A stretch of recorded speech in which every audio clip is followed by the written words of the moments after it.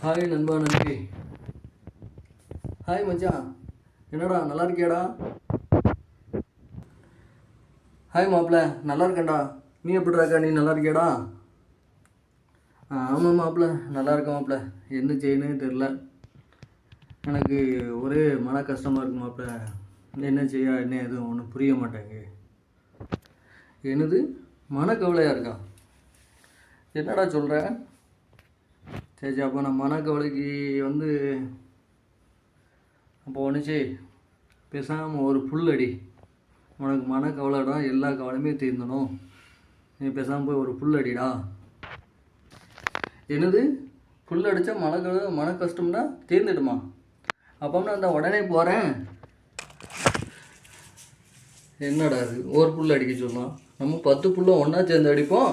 என்ன குறைஞ்சிட போகுது?